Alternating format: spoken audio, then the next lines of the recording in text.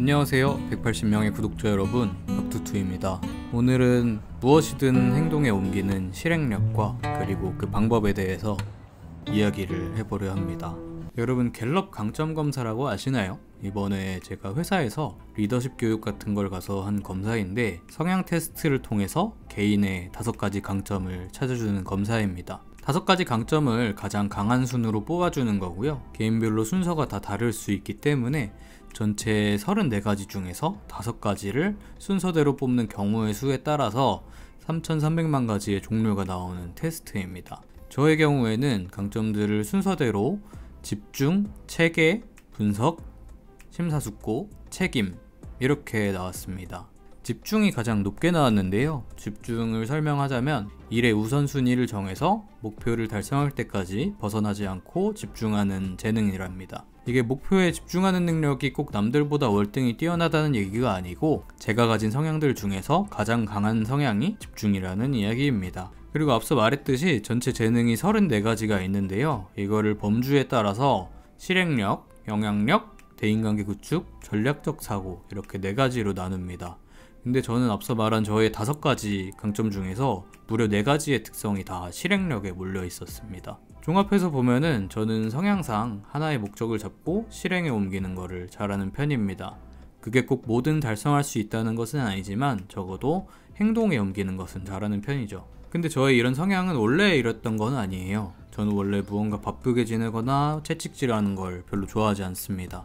오히려 여유롭게 일이나 무언가를 하는 걸 좋아하는 편이고요. 근데 너무 반대의 얘기 같죠? 사실은 그게 아니라 일상이나 일정을 여유롭게 보내기 위해서 미리미리 행동에 옮기다 보니까 오히려 실행을 하게 되는 그런 성격입니다. 그게 원래부터 그랬던 건 아니고요. 오히려 고등학생 때는 목적의식 없이 그냥 다니다가 고3이 돼서야 부랴부랴 공부를 시작해서 수능을 봤었고, 대학생 때도 4학년 전까지 그냥 목적 없이 학점 채우고 놀고 하다가 졸업 직전 돼서야 뒤늦게 취업 준비를 했었습니다. 근데 아무튼 그렇게 취업도 하고 제가 원하는 취미들도 그 뒤로 하게 됐었는데, 거기서 작은 목적들을 삼아서 달성하고 이직도 하고 중간에, 그러다 보니까 지금의 성향이 된 것 같습니다. 왜냐하면 지금까지 망설이고 안 했던 것들이, 어떻게든 되겠지 했던 것들이 너무 아깝더라고요. 미리미리 했으면 뭐든 더 많은 것들을 할 수 있었을 텐데 하는 생각을 했습니다.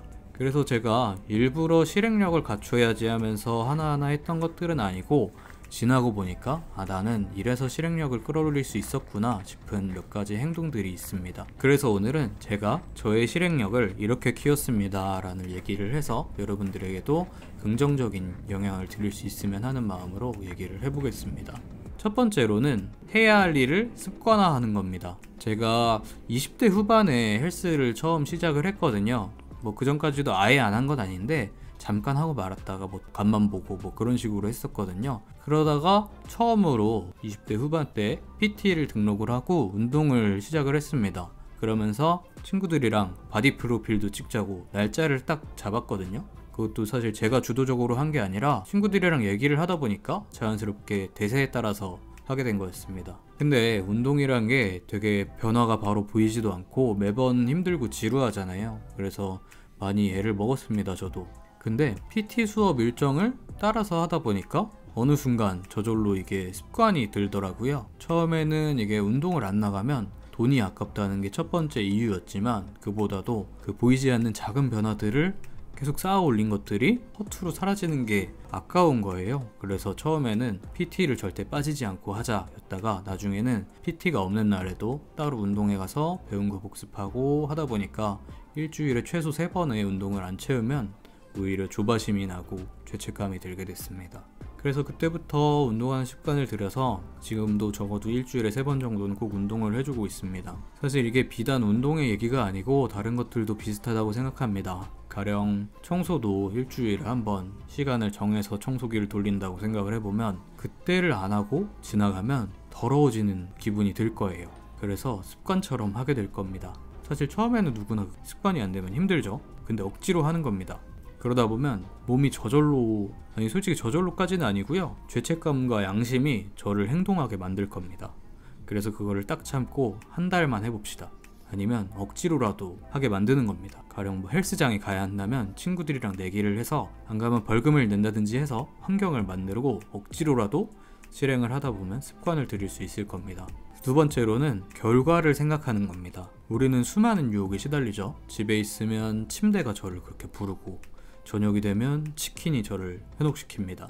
솔직히 침대가 편하고 치킨에 맥주 한 잔이 그렇게 맛있는 거 누구나 알잖아요. 그런데 그럼에도 불구하고 그걸 이겨내고 공부나 운동 같은 행동들을 하는 건 그보다 더 큰 만족이 있을 거라는 믿음이 있기 때문입니다. 저도 운동 처음 할 때 너무 힘들고 지쳤었거든요. 근데 바디 프로필 찍고 나서 이거를 인스타그램에 올려야지라는 목표를 설정을 했습니다. 이거 사실 되게 부끄럽고 유치한 얘기인데 솔직하게 하는 말입니다. 그래서 저는 힘들어도 운동을 하고 사진 찍고 난 다음에 그 업로드하는 제 모습을 계속 상상을 했어요. 그래서 운동을 하기 싫을 때 마음을 다잡을 수 있었습니다.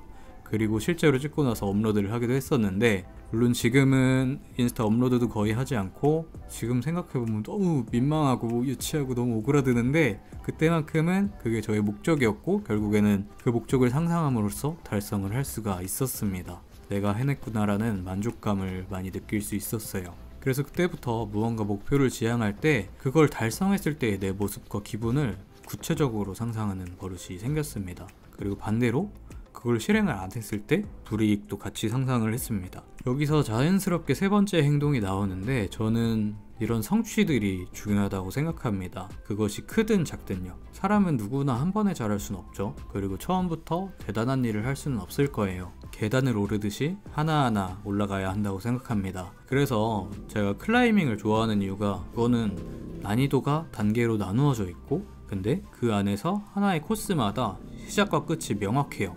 그래서 스타트에서 단계를 거쳐서 탑까지 가면 그게 바로 성취입니다. 낮은 단위도에서 성공을 하더라도 그 성취감이 굉장히 중독이 되더라고요. 그래서 다음에는 높은 난이도를 해야겠다 이런 생각이 자꾸 나고 그렇습니다. 그래서 뭐 아직 잘하는 단계도 아니고 못하는 단계지만 확실히 처음 시작했을 때의 저보다는 지금의 제가 더 잘하게 되었습니다. 이것도 마찬가지로 클라이밍은 예를 든 거고요. 인생도 마찬가지인 것 같습니다. 작은 성취들을 하다 보면 그 기분에 관성이 생겨서 또 다른 것들을 성취할 수 있다고 생각합니다. 그게 꼭 거창할 필요도 없는 것 같아요. 오늘은 퇴근하고 꼭 빨래를 돌려야지, 아니면 11시 전에 자야지, 이런 작은 다짐들을 매일 하잖아요. 이것도 일종의 목표라고 생각을 합니다. 그래서 오늘 실제로 빨래를 돌리면 이미 해야 할 일을 하나 이룬 거니까 다음에 해야 할 일, 뭐 청소기 돌리기 이런 것들을 새로운 목표를 잡아도 되고 그것들을 할 여력이 생기잖아요. 그럼 또 청소기를 돌리면 됩니다. 그런 다음에 빨래하고 아니면은 제가 좋아하는 책 읽고 이런 식으로 하나하나 다음 스텝을 하다 보면은 그게 습관이 되고 그거보다 더 큰 목표를 설정해서 그것도 할 수 있는 자신감이 생길 거라고 생각합니다. 다음으로는 할 일 목록을 만들고 일단 시작하는 겁니다. 제가 사실 회사에서 연말이라서 요새 회의가 많고 자료를 만들어야 될 게 굉장히 많거든요. 그래서 저는 요새 아침에 출근하면 오늘 할 일을 먼저 쭉 생각을 합니다. 그럼 엄청 많아요, 할 일이. 그래서 마음이 답답한데 그럴 때 그냥 한숨 한번 쉬고 무작정 시작을 합니다. 특별히 더 급한 일이 있는 게 아니면 쉬운 거부터 합니다. 그렇게 하나하나 하다 보면은 어느새 하루가 끝나고 필요한 만큼의 일은 꼭 하게 되더라고요.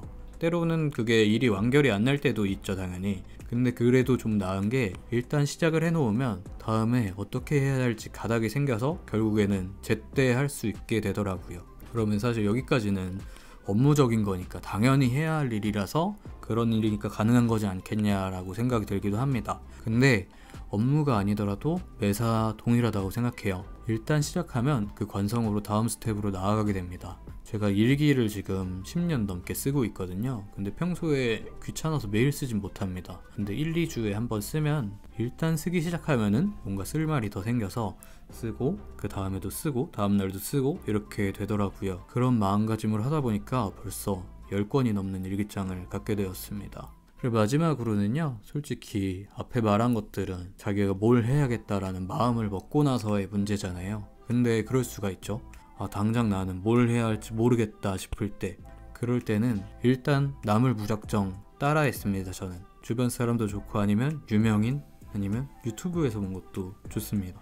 사실 모든 경험은 어떻게든 도움이 되는 것 같아요. 저 같은 경우에 저는 대학생 때 친구들이 학점 따기 쉽다고 영상 편집 교양 듣자 이렇게 해서 들었는데, 그랬는데 지금 유튜브 만들 때 그때 배웠던 것들을 쓰고 있고요. 그리고 제가 친한 형이 사진을 찍고 하길래 저도 따라서 카메라 사서 찍고 취미로 하다 보니까 동호회도 했었고, 지금도 종종 친구들 프로필 사진 찍어주고 하게 됐습니다.